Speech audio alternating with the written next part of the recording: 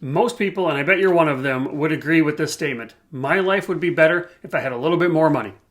But if you're honest with yourself, money really isn't the goal. What you want is a good life. Comfort, security, experiences, freedom. But here's the thing about that. Most people never actually decide what life looks like.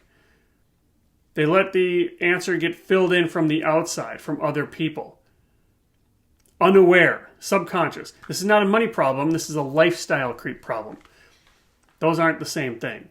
What is lifestyle creep? Lifestyle creep is a force that makes it harder for us to become financially free. Financial freedom is a boulder we're pushing up lifestyle creep hill. So let's define, what is this lifestyle creep? Lifestyle creep is this. Let's use time and money here. Over time, most of our incomes tend to grow with time. That's not always the case. This is a random example. And we've got a particular lifestyle, and that costs money. So whatever lifestyle you have, if you're comfortable with your lifestyle, this is what it costs. Now, our income is higher than our lifestyle cost here. So what we can do is save.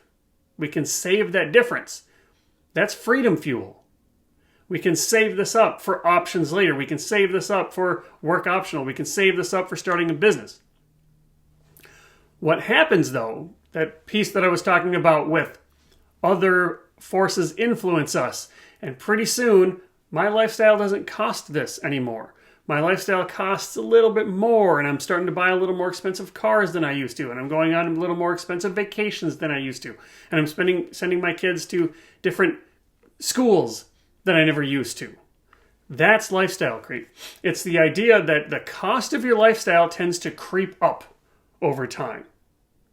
It tends to creep up with your raises. You get a raise and you spend that raise, or you spend most of that raise. That's lifestyle creep. And it happens without us knowing it. It is very subconscious.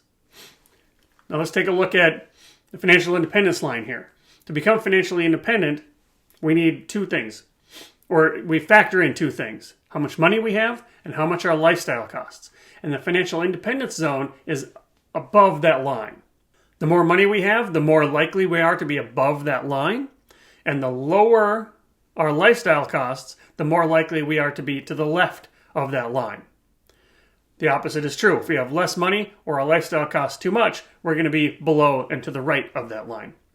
Now, let's assume you're pretty good. You're here. Your lifestyle costs a particular amount and you've got this much money. So you're above the line, you're to the left of the line, you're good.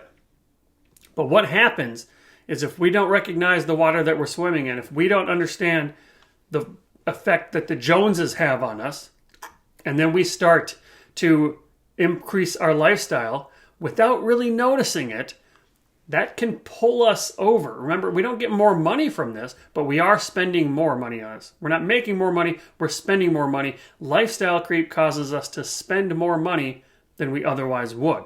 That's the danger. Lifestyle creep keeps us from financial independence because it keeps us spending more of our income, more of our savings than we otherwise would. Note, this is different. Some of you might be saying, well, I've worked really hard. I deserve to have a better lifestyle. You're confused. That's not lifestyle creep. If my current lifestyle is here and I have a desired lifestyle of here, this is intentional lifestyle design. This is me intentionally improving my lifestyle. That's not lifestyle creep. Lifestyle creep happens subconsciously. Lifestyle creep happens because we're drawn to it. Lifestyle creep is not the same thing as intentionally choosing a better lifestyle. And then over here, we start that again, and that becomes our savings. So lifestyle creep is not about living better. It's about getting away from living on autopilot. It's about deciding what your life looks like.